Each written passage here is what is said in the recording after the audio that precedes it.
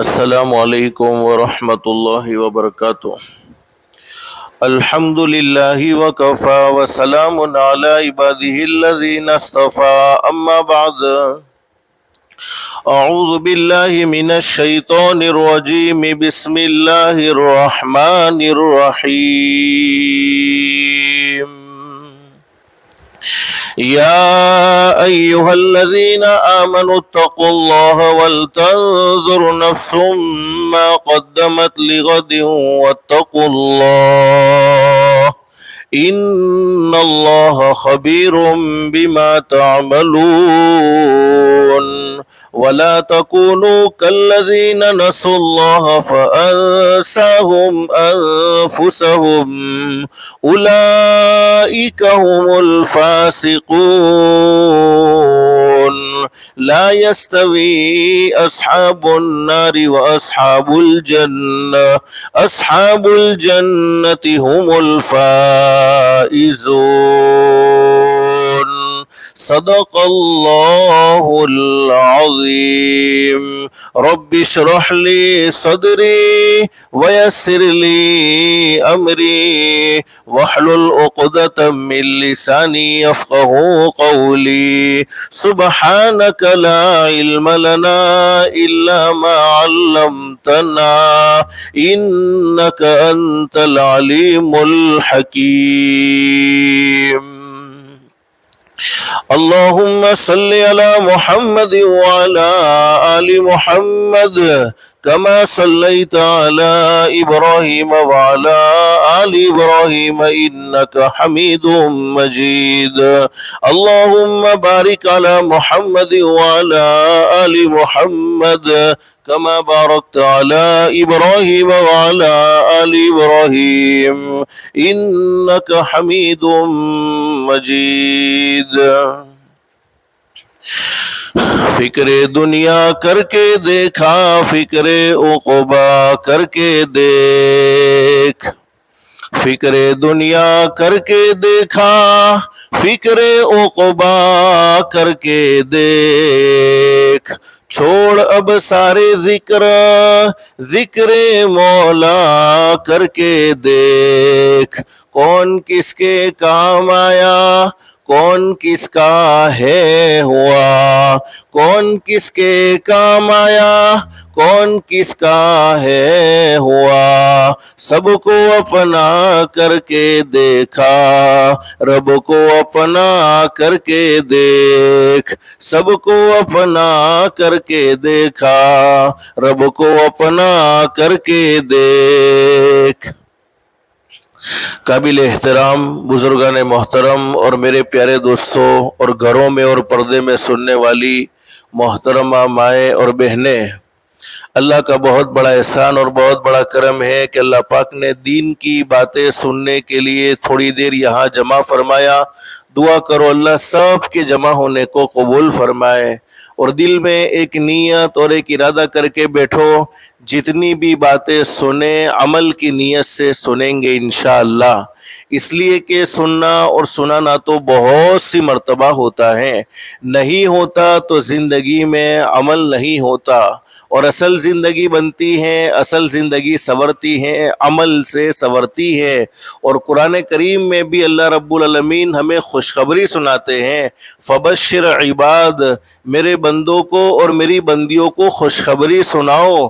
کون سے بندے، کون سی بندیاں؟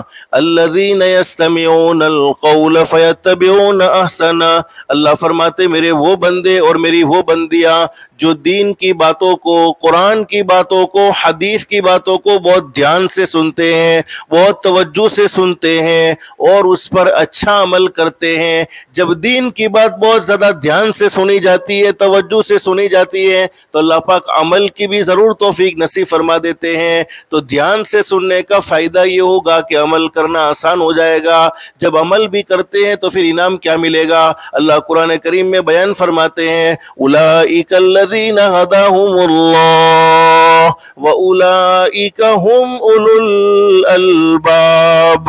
اللہ فرماتے میرے بندوں اور میری بندیوں، تم زمین پر عمل کی نیت کرو گے، تم زمین پر عمل کا ارادہ کرو گے، میں رب العالمین آسمانوں پر تمہارے لیے ہدایت کے فیصلے کر دوں گا، اور ہدایت سے بڑھ کر کوئی دولت ہو نہیں سکتی۔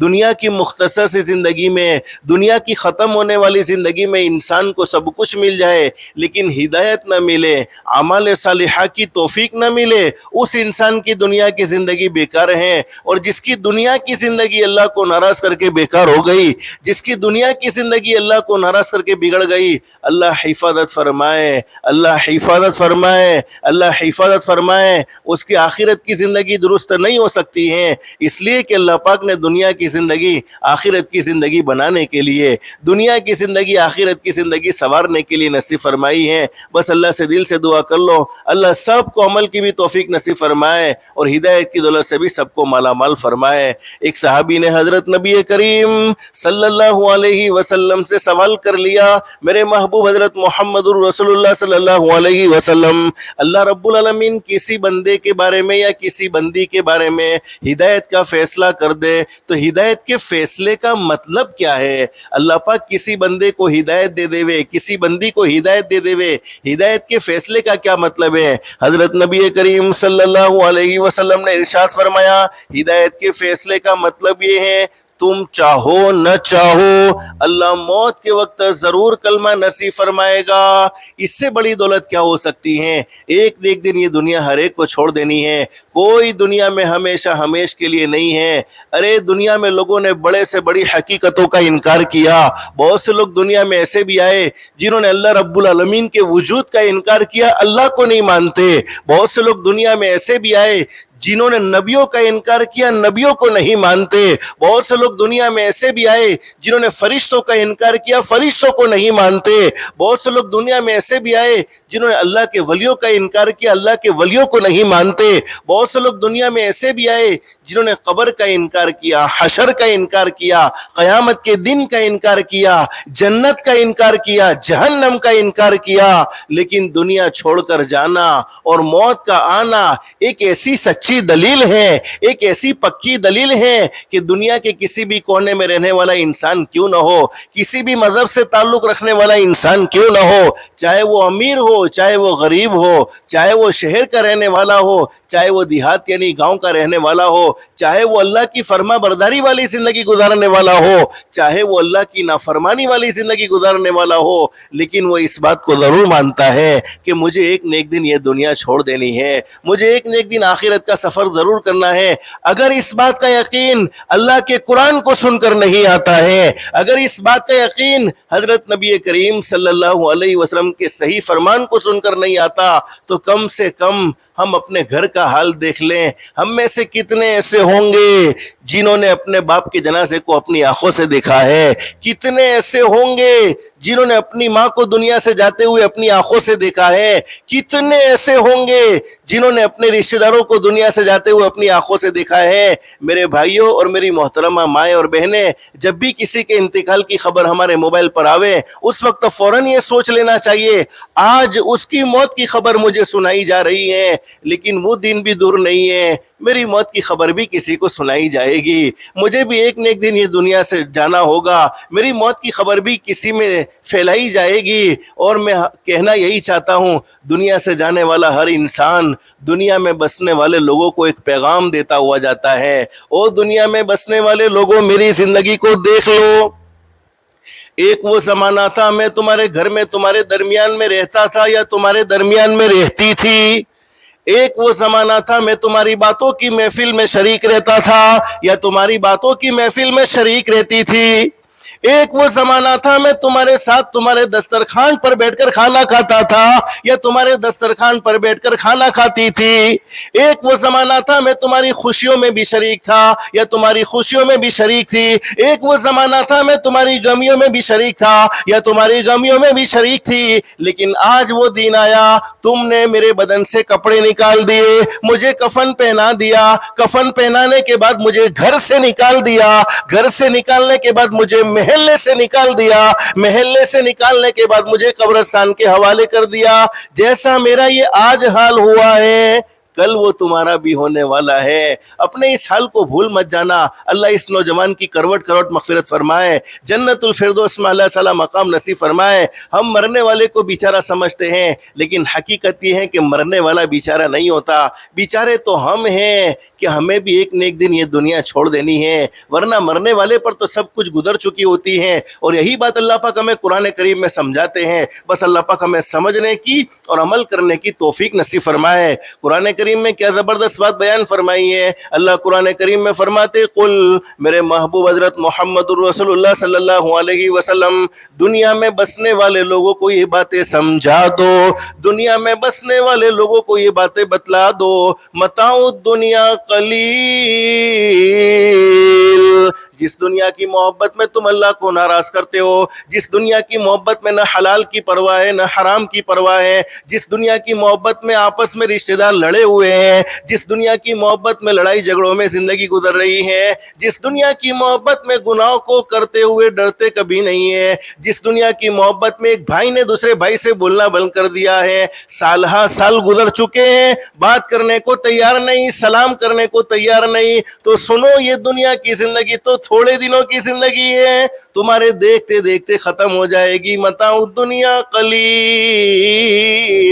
اور تم دیکھ رہے ہو یہ ختم ہو رہی ہیں، صبح ہو رہی ہے، شام ہو رہی ہے، اسی طریقے سے یہ زندگی تمام ہو رہی ہے، اور آپ کو معلوم ہے قیامت قائم ہونے والی ہے، ہم سب کا یہ عقیدہ ہے، ایک نہ ایک دن یہ دنیا ختم ہو جائے گی، جس دن یہ دنیا ختم ہو جائے گی اس دن کو قیامت کا دن کہتے ہیں۔ اچھا، قیامت کب قائم ہوگی وہ اللہ کے سوا کوئی جانتا نہیں ہے۔ آج دنیا میں بہت سے لوگ دعوے کرتے ہیں فلاں سال میں دنیا ختم ہو جائے گی، فلاں سال میں دنیا ختم ہو جائے گی، فلاں سال میں قیامت آ جائے گی، لیکن قیامت کب قائم ہوگی وہ اللہ کے سوا کوئی نہیں جانتا۔ لیکن ایک صحیح حدیث میں حضرت نبی کریم صلی اللہ علیہ وسلم نے کیا زبردست بات بیان فرمائی، جب تک اللہ کی زمین پر کوئی ایک بھی اللہ اللہ کہنے والا موجود ہے، اور ایک دوسری حدیث میں فرمایا نبی کریم صلی اللہ علیہ وسلم نے، جب تک اللہ کی زمین پر کوئی ایک بھی لا الہ الا اللہ کہنے والا موجود ہے اس وقت تک دنیا ختم نہیں ہوگی، بلکہ اللہ پاک دنیا کے نظام کو اسی طریقے سے چلاتے رہیں گے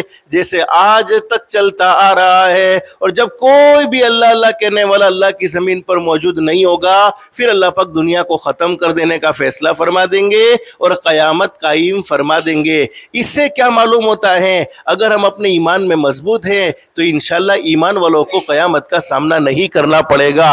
ایمان والے ختم ہوں گے پھر دنیا ختم ہوگی، جب تک ایمان والے اس دنیا میں موجود دنیا ختم نہیں ہوگی۔ یہ حضرت نبی کریم صلی اللہ علیہ وسلم نے اپنی سچی زبان مبارک سے یہ بات بیان فرمائی ہے، لیکن ہمارے آقا تاجدار مدینہ محمد رسول اللہ صلی اللہ علیہ وسلم نے اپنے زمانہ مبارکہ میں قیامت کی بہت ساری نشانیاں بیان فرمائی۔ ان نشانیوں میں سے ایک نشانی حضرت نبی کریم صلی اللہ علیہ وسلم نے یہ بیان فرمائی کہ وقت میں سے برکت ختم ہو جائے گی، ایک سال ایک مہینے کے برابر ہو جائے گا، ایک مہینہ ایک ہفتے کے برابر ہو جائے گا، ایک ہفتہ ایک دن کے برابر ہو جائے گا، ایک دن ایک گھنٹے کے برابر ہو جائے گا، ایک گھنٹہ ایک منٹ کے برابر ہو جائے گا، ایک منٹ ایک سیکنڈ کے برابر ہو جائے گا، اور ہم محسوس کر رہے ہیں ایک جمعہ گزرتا نہیں فوراً دوسرا جمعہ آ جاتا ہے، ابھی ایک رمضان کا مہینہ مکمل ہوا، دوسرے رمضان کے مہینے کی تیاری شروع ہو جائے گی۔ تو وقت ٹھہرنے والی چیز نہیں ہے،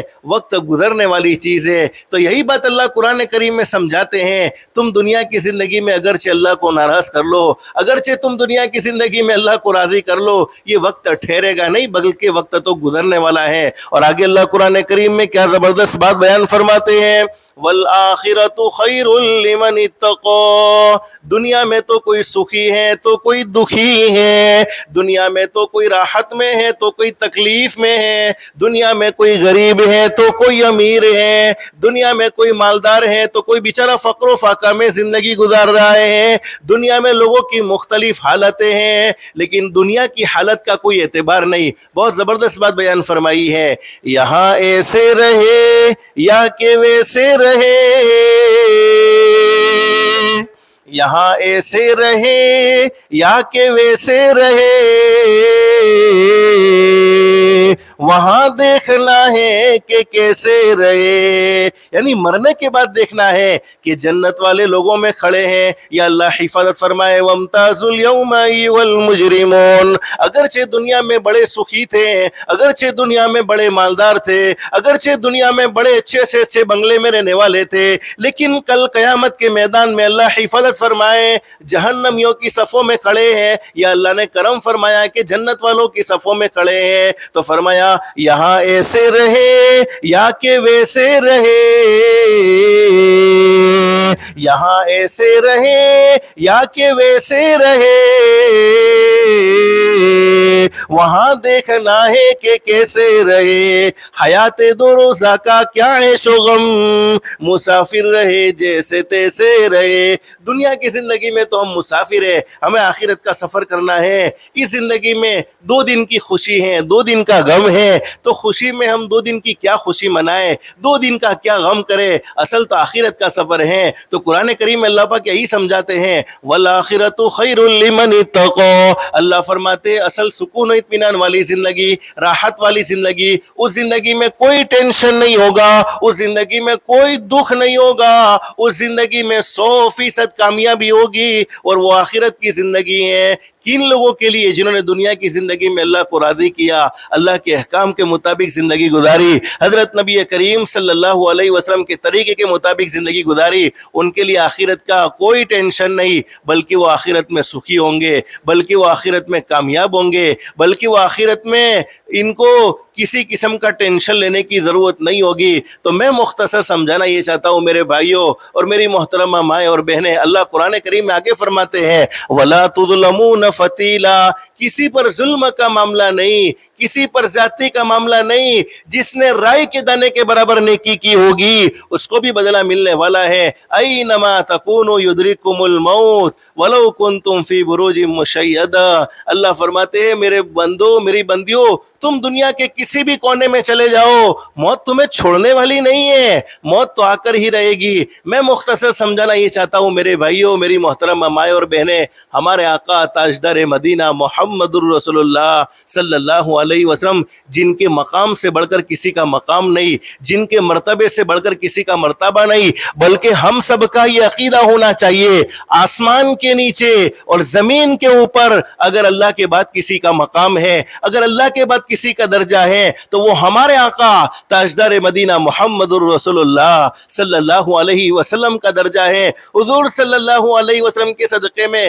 اللہ نے یہ پوری کائنات کو بنایا ہے، اللہ نے یہ پوری کائنات کو سجایا ہے۔ ہمارے نبی سے بڑھ کر اللہ سے ڈرنے والا کوئی نہیں، ہمارے نبی سے بڑھ کر اللہ کو پہچاننے والا کوئی نہیں، بلکہ ہمارے نبی وہ شان والے تھے، ہمارے نبی وہ مقام والے تھے، ہمارے نبی وہ مرتبے والے تھے۔ ہمارے آقا تاجدار مدینہ محمد الرسول اللہ صلی اللہ علیہ وسلم کے چہرے مبارک کی اللہ نے قرآن کریم میں قسم کھائی ہے، آپ کے بالوں مبارک کی قرآن کریم میں قسم کھائی ہے۔ ارے آپ جن مکے کی گلیوں سے گزرتے تھے، اللہ پاک ان مکے کی گلیوں کی قرآن کریم میں قسم کھا رہا ہے، وہ شان والے نبی، وہ مقام والے نبی انگلی کے اشارے سے چاند کے 2 ٹکڑے کر دیے، اور وہ ہمارے آقا تاجدار مدینہ محمد الرسول اللہ صلی اللہ علیہ وسلم، جن کو اللہ نے بڑے زبردست کمالات دیے، بڑی زبردست شان نصیب فرمائی، لیکن حضور نے ایک مرتبہ صحابہ کرام کے درمیان میں کیا بات بیان فرمائی؟ ہمارے نبی صلی اللہ علیہ وسلم نے فرمایا میرے صحابہ کرام سنو، جب میں تمہیں نماز پڑھاتا ہوں اللہ ہر ایک کو مدینے کی حاضری نصیب فرمائے۔ وہ کیسے امام ہوں گے؟ امام الانبیاء، جن کو انبیاء کی امامت کا شرف ملا ہے۔ حضور صلی اللہ علیہ وسلم نے فرمایا او میرے صحابہ کرام، جب میں تمہیں نماز پڑھاتا ہوں ایک طرف میں سلام پھرتا ہوں السلام علیکم ورحمۃ اللہ، تو مجھے اپنی زندگی کے بارے میں یہ امید نہیں ہوتی ہے کہ میں دوسری طرف سلام پھیر سکوں گا کہ نہیں پھیر سکوں گا۔ ایک مرتبہ حضرت نبی کریم صلی اللہ علیہ وسلم نے فرمایا سنو میرے صحابہ کرام، جب میں کھانے کے لیے لقمے کو اٹھاتا ہوں اپنے منہ میں رکھتا ہوں تو مجھے یہ امید نہیں ہوتی ہے کہ یہ لقمہ میرے حلق سے نیچے اترے گا یا نہیں اترے گا۔ ایک مرتبہ حضرت نبی کریم صلی اللہ علیہ وسلم نے ارشاد فرمایا سنو میرے صحابہ کرام، جب میں پانی پینے کے لیے پیالے کو اٹھاتا ہوں تو مجھے اپنی زندگی کے بارے میں یہ امید نہیں یہ پیالہ میرے منہ کے قریب تک جائے گا کہ نہیں جائے گا۔ اور ہم نے تو اپنے دماغ میں کئی سالوں کے پلان بنا کر رکھے ہیں، 2027 کے اینڈ میں یہ کرنا ہے، 2026 کے اینڈ میں में ये करना है, 2027 के शुरू में ये करना है, 2028 में ये करना है, 2029 में ये करना है। हालांकि एक सेकंड के बाद क्या हो जावे किसी को मालूम नहीं होता है। आगा अपनी मौत से कोई बशर नहीं,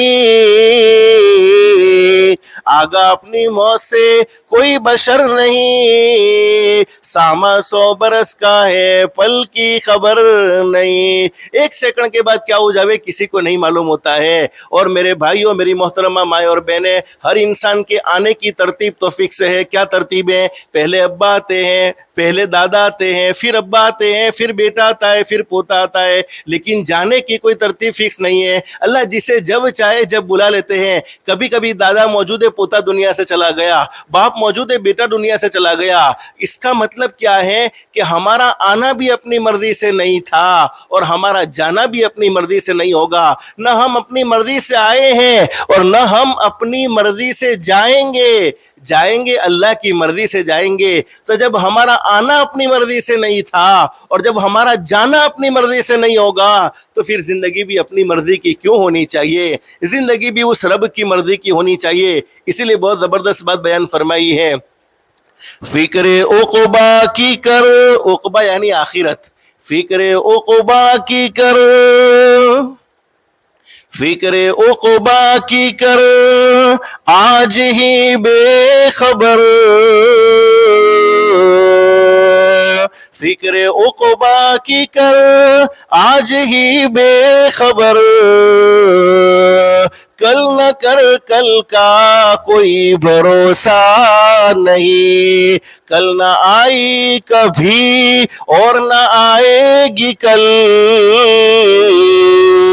कल न आई कभी और न आएगी कल, कल तो क्या एक पल का भरोसा नहीं। एक सेकंड के बाद क्या हो जावे किसी को नहीं मालूम होता है। इसीलिए बहुत जबरदस्त बात बयान फरमाई है, इंसान संभल जा अब भी तो, अल्लाह को नाराज करते हुए संभल जा, हराम खाते हुए हराम कमाते हुए संभल जा, झूठ बोलते हुए संभल जा, नमाजों को छोड़ते हुए संभल जा, सूदी लेन देन करते हुए संभल जा, माँ बाप के दिल के टुकड़े टुकड़े करते हुए संभल जा, घर में रहने वाली कमजोर बीवी पर जुल्म करते हुए संभल जा, किसी का हक मारते हुए किसी का हक दबाते हुए संभल जा। इंसान संभल जा अब भी तो, इंसान संभल जा अब भी तो, मिट्टी में एक दिन जाना है, तेरे बड़े भी चले गए और तेरा भी नंबर आना है। हर एक को बारी बारी ये दुनिया छोड़ देनी होगी, कोई दुनिया में हमेशा हमेश के लिए नहीं है। अच्छा, जिस वक्त हम दुनिया से जा रहे होते हैं उस वक्त आलम क्या होता है, उस वक्त कैफियत क्या होती है? जाएगा जब जहां से, जहां यानी दुनिया, हर एक को जाना है, जाएगा जब जहां से, जाएगा जब जहां से कोई न साथ होगा, 2 गज कफन का टुकड़ा तेरा लिबास होगा। दुनिया में अगर से कितना भी माल जमा कर लिया होगा, कितनी भी दौलत जमा कर ली होगी, लेकिन मरते हुए सिर्फ 2 गज कफन का टुकड़ा साथ जाता है और कोई चीज साथ जाने को तैयार नहीं है। बस अल्लाह पाक हमें आखिरत का इस्तिदान नसीब फरमा दे, आखिरत की तैयारी की तौफीक नसीब फरमा दे। अब बात खत्म। आज की मजलिस में हमारे बैठने वाले भाई और हमारी मोहतरमा माए और बहनें 2 काम की नियत कर ले। अगर ये 2 काम हमने अल्लाह की जमीन पर कर लिए, दुनिया वाले हमें अच्छा कहे न कहे, दुनिया वाले हमारी इज्जत करे न करे, दुनिया वाले हमसे मोहब्बत करे न करे, दुनिया वाले हमारे बारे में अच्छी सोच रखे या न रखे, पैदा करने वाला अल्लाह कहेगा मेरा बंदा मेरी बंदी तुझसे अच्छा कोई नहीं हो सकता है। नंबर 1, 5 वक्त की नमाज का एहतमाम। आज से नियत कर लो कि नमाज को कभी नहीं छोड़ना है। उससे अच्छा कौन हो सकता है जो अल्लाह के सामने झुकने वाला हो। और मेरे भाइयों, मेरी मोहतरमा माए और बहनें सुनो, जो अल्लाह के सामने झुकता है उसे दुनिया वालों के کے سامنے جھکنے کی ضرورت نہیں پڑتی ہے، بلکہ اللہ پاک پوری دنیا کو اس کے سامنے جھکا دیتا ہے، اور جو اللہ کے سامنے نہیں جھکتا ہے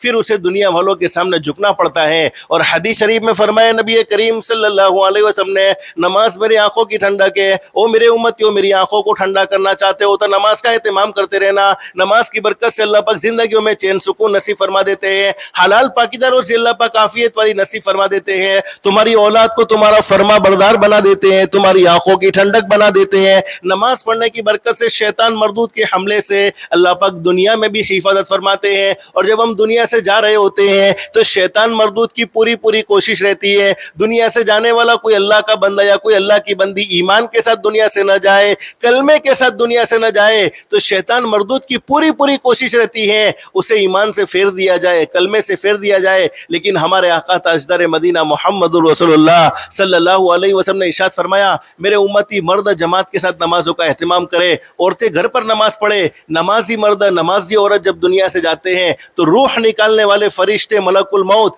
شیطان مردود کو اس کے پاس سے دور کر دیتے ہیں، خود کلمہ پڑھاتے ہیں، پھر اس کی روح کو قبضہ کرتے ہیں۔ تو آج سے نیت کر لو نماز کو کبھی نہیں چھوڑیں گے، انشاءاللہ طے کر لو کہ آج سے ہماری نماز کبھی قضا نہیں ہوگی۔ نمازی بنو گے زندگیوں میں چین سکون ہے، نمازی بنو گے اللہ پاک ہماری ذلت کو عزت میں بدل دے گا۔ بے چین اور بے قرار دل ہے، اللہ پاک اس دل کو چین اور سکون نصیب فرما دے گا۔ اور دوسرے کام کی نیت کرنی ہے کہ اپنی ذات سے کسی کو دکھ مت پہنچاؤ، کسی کو تکلیف مت پہنچاؤ، دنیا کی زندگی ختم ہو جائے گی، پتہ نہیں ہم کب دنیا چھوڑ کر چلے جائے، معافی صافی کا موقع ملے نہ ملے کیا کہہ سکتے ہیں۔ اسی لیے فرمایا کما تدین تو دان، جیسا کرو گے ویسا بھرو گے، جیسی کرنی ویسی بھرنی، نہ مانو تو کر کے دیکھو، جنت بھی ہے دوزخ بھی ہے، نہ مانو تو مر کے دیکھو، بھلے عمل کا بھلا نتیجہ برے عمل کا برا نتیجہ،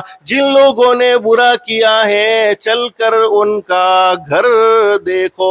کسی کو ستانے والے، کسی کے دل کے ٹکڑے کرنے والے کبھی بھی سکون و اطمینان کی نیند نہیں سو سکتے ہیں، بلکہ اللہ پاک ان کی زندگیوں سے چین سکون چھین لیتے ہیں۔ ہاں، جسے ستایا ہے، جسے تکلیف پہنچائی ہے، جسے دکھ پہنچایا ہے، اسے تو اللہ پاک کبھی نہ کبھی سکون دے دیتے ہیں، کبھی نہ کبھی راحت دے دیتے ہیں۔ جس کا حق مارا ہے اسے تو اللہ کبھی نہ کبھی راحت دے دیتے ہیں، لیکن ستانے والوں کو، بے چین کرنے والوں کو، بے قرار کرنے والوں کو کبھی بھی سکون و اطمینان کی نیند نہیں آتی ہے۔ اللہ پاک ان کی زندگیوں کا چین سکون چھین لیتے ہیں۔ آخری حدیث، یعنی یہ بیان کی آخری حدیث شریف میں فرمایا نبی کریم صلی اللہ علیہ وسلم نے، اللہ رب العالمین بڑے کریم ہے، بڑے رحیم ہے، پوری زندگی گناہوں میں گزر جائے، پوری زندگی نافرمانیوں میں گزر جائے، لیکن ایک مرتبہ سچے دل سے کہہ دیا جائے استغفر اللہ، کہہ دو یہاں بیٹھے ہوئے استغفر اللہ، ماں بہن دل میں کہہ دو استغفر اللہ، کہو استغفر اللہ، جس کے معنی یہ ہے کہ اے اللہ میں تجھ سے معافی مانگتا ہوں، عورت اے اللہ میں تجھ سے معافی مانگتی ہوں۔ اللہ رب العالمین فرماتے او میرے بندے، او میری بندی،